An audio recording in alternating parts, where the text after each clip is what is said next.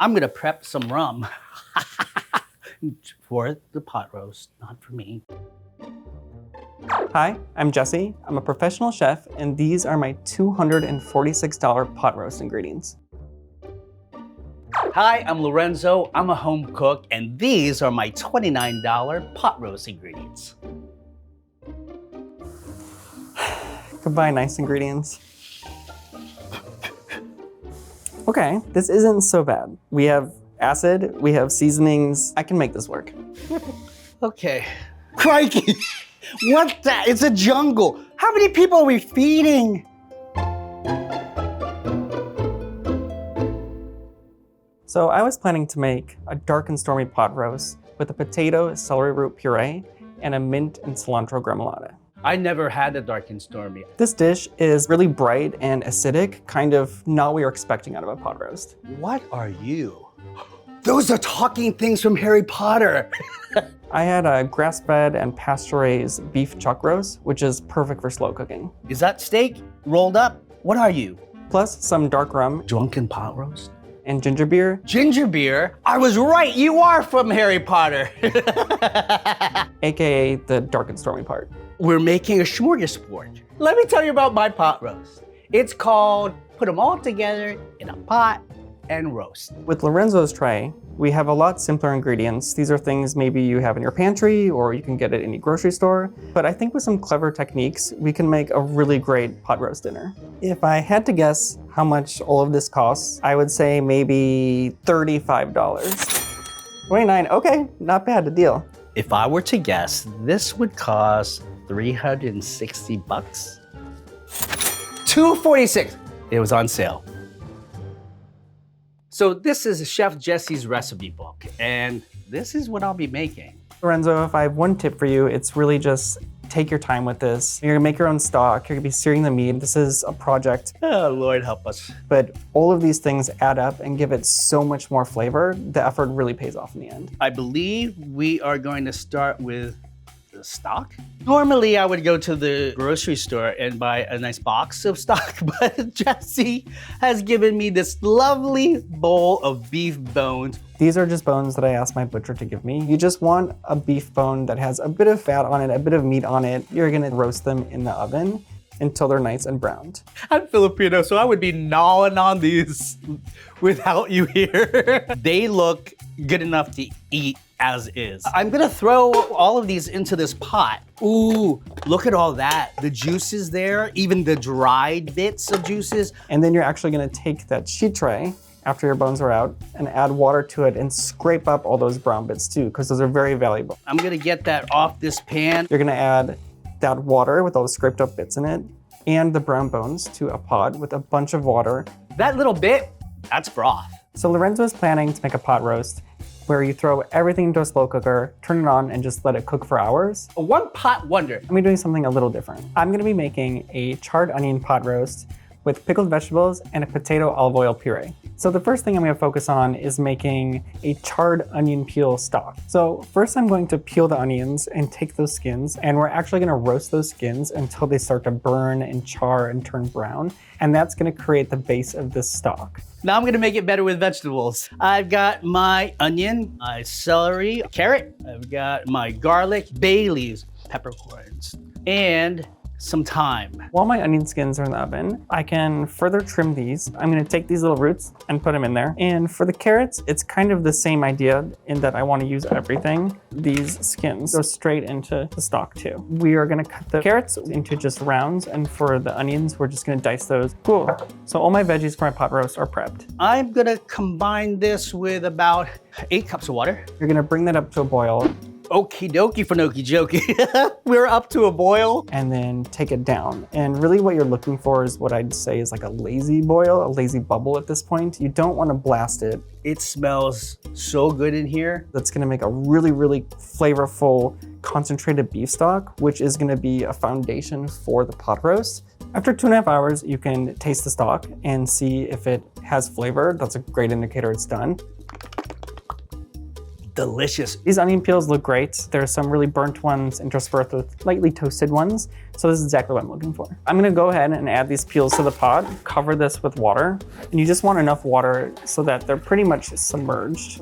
I'm just gonna let this simmer away for about an hour. So it's been about an hour. I'm curious to give it a taste. It has kind of this toasted, smoky flavor. So this is gonna be great. I'm gonna pour this whole pot into my double strainer. So once it's ready, you're going to put that through a fine mesh strainer. Look at all this beautiful stock in there. Can you see that? There it is.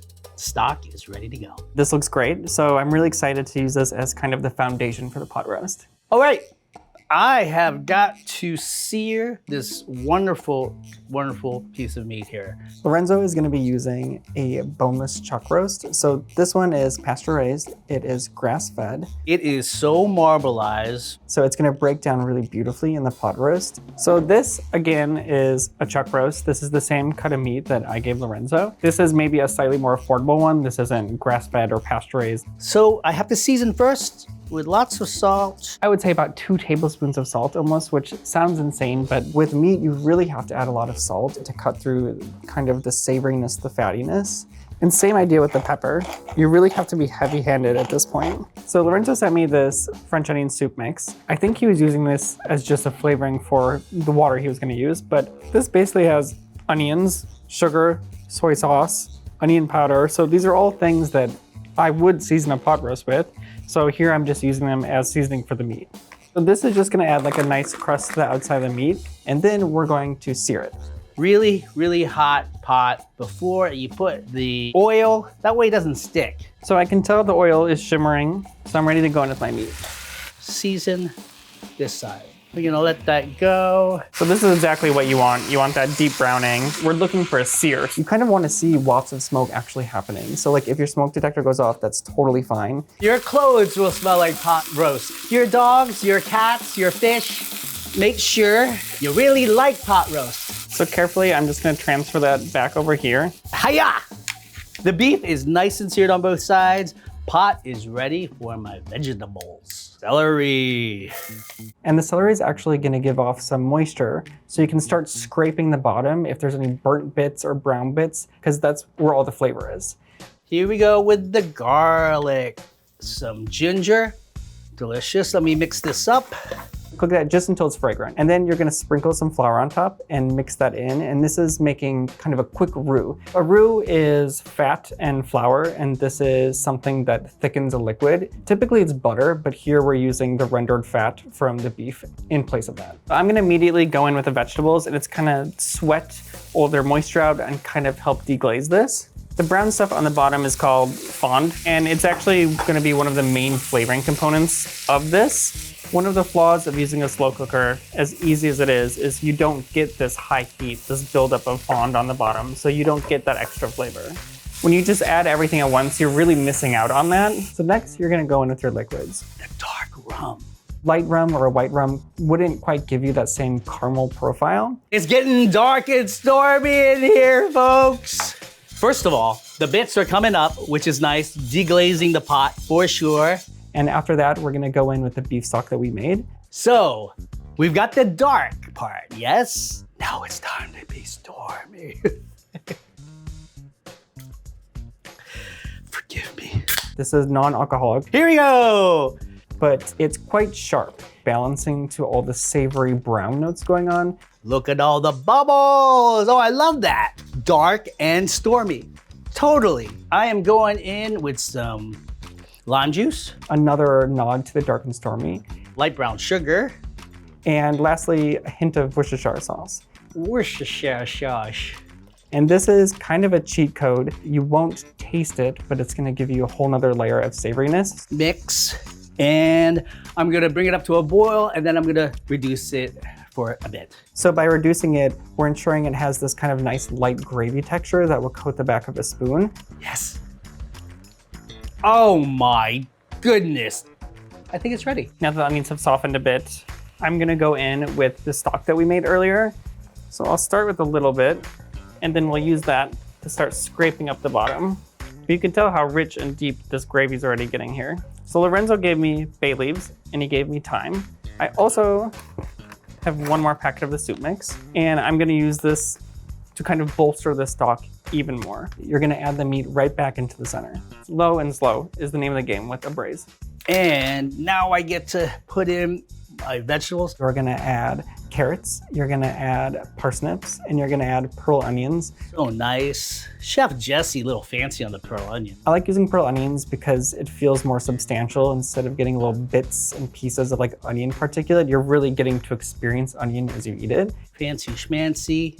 Put a lid on it and then cook it for 3 to 3.5 hours until it's tender. And halfway through that process, I'm gonna take the lid off just so the sauce can reduce down and also so the meat can brown a little bit more, which is a good thing. Lorenzo, it has been 3.5 hours, so you can take the lid off, but we're not quite done yet. And you're actually gonna flip the piece of meat. This helps ensure that both the top and the bottom are cooking evenly. I'm gonna put you back in the oven. Yep, here we go. Good night. So this looks great. The browning on top of the meat's really, really nice. You can tell there's kind of a sheen slick of oil on top. Tip it to one side. Try to get as much fat as possible off the top. My pot roast is still in the oven, doing its thing. I am gonna make Chef Jesse's gremolata. What is a gremolata? Original gremolata is a condiment that's usually chopped parsley, lemon zest, salt. Sometimes it has olive oil. My version is kind of drawing inspiration again from the cocktail, Dark and Stormy, and it is cilantro, mint. So I'm just gonna chop it up as fine as possible. I have my citrus lime juice, a pinch of salt, and a little bit of olive oil. That's yummy. This is gonna add a lot of freshness and be served on the side. Lorenzo had white vinegar in his recipe. I assume he added a splash just for acidity, which makes sense. I'm gonna use the carrots and onion that I have, and I'm gonna make a quick pickle. I'm just gonna cut my onion, I'm gonna cut my carrot into similar size like matchsticks, put them in a bowl, and we're just gonna add our pickling solution. I eyeball it, but it's just equal parts water, vinegar, and just a hefty pinch of salt. Make sure that they're all submerged. So these will sit for about an hour and they'll turn into quick pickles. These will go right on top. They'll be crunchy, acidic, and really nice. Okay, I am about to embark in my potato and celery root puree. Pot roast is really the greatest and most delicious when there's something starchy underneath it, whether that's egg noodles or mashed potatoes, or in this instance, a puree. And I really love celery roots. That is really frightening. I'm gonna tackle you first because I don't like looking at you. This is the root of celery, and it has the same texture kind of as a potato, or think almost jicama. It is a root vegetable that tastes very strongly of celery. No, don't. Don't. Yes, no. Sorry, pal. This is my way of taking something classic like mashed potatoes with pot roast and adding a bit more nuance. It smells sweet for some reason. It's really bright and it kind of lightens up a typical mashed potato. And move on to Yukon Golds. Cut them into 1-inch chunks. Add that to a large pot and fill it with cold water so it covers them by about 1 inch. And this next part is really important. Add quite literally almost a small fistful of salt. Let's add some salt. The water should taste like the sea, and start it from cold and bring it up to a boil. This helps promote even cooking so everything's not cooking from the outside in, but kind of all at the same time. And you want to cook them until they're fork tender. You can pierce them without any resistance. At that point, you are going to strain them and push them through a ricer. Hi-ya! This is to make sure there is no clumps, no chunks. This is a puree, so you want it very, very smooth. And then you're just gonna go in with heavy cream, butter, and salt, and mix that all together until it's smooth, almost like a mashed potato, really velvety texture. Taste it again, take your time. Wow, that is lovely. Okay, chef, it is super creamy. You win. It is definitely lovely. Potato and celery root puree. So normally for mashed potatoes, there's some dairy component involved to give it that kind of creamy texture. I don't have that today, but I can still make it work. I'm gonna use olive oil and reserve some of the cooking water that the potatoes are cooked in to add to the mashed potatoes to give it kind of that creamy texture. So I'm gonna go ahead and peel these. These are just russet potatoes. Cover these by about 1 inch or 2 of cold water.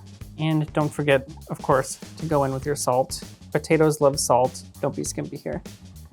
And we're just gonna check on this in about 15 minutes. So these potatoes are nice and tender. When you poke them, there's not much resistance, but they're not falling apart too much either. So I'm gonna cut it here.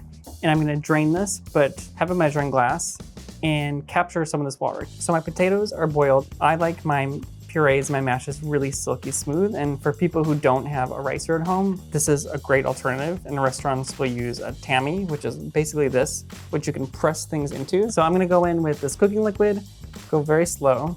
So you don't need a lot. You're just adding enough of everything to kind of get it along, and some olive oil for fat. And again, we wanna hit this with salt. This tastes good to me. You can tell it's swooshy, it holds its shape, and it's maybe a little looser than you're used to, but as this sits, in like 10 minutes, it'll completely stiffen up even more. But for now, this looks perfect to me. Wow, wow, wow, wow. That is beautiful. It smells absolutely divine. The star of the show, the pot roast. These are like candied vegetables. You definitely want to serve this gravy on the side. It's one of the best parts of the pot roast. I keep all the vegetables in. I think they're really nice. I'm gonna go down first with the mashed potatoes. I kind of just rotate the bowl and make kind of this organic landing place. So I'm piping my beautiful potato and celery root puree. With the piping, this is just a pretty straightforward, easy way to kind of elevate the presentation. Lovely jubbly already. Then I'm gonna put a big chunk of the meat on top. Look at that, parsnips and carrots. They look glazed. I can't forget my lovely pearl onions as well. And I like to add all the vegetables too. And then I'll spoon some of the sauce right on top. My delicious looking mint and cilantro gremolata. And there you have it, dark and stormy pot roast with potato and celery root puree with mint and cilantro gremolata. And last, I just take kind of a fistful of these pickled vegetables and place them right on top. And here is my charred onion pot roast with pickled vegetables and a potato olive oil puree.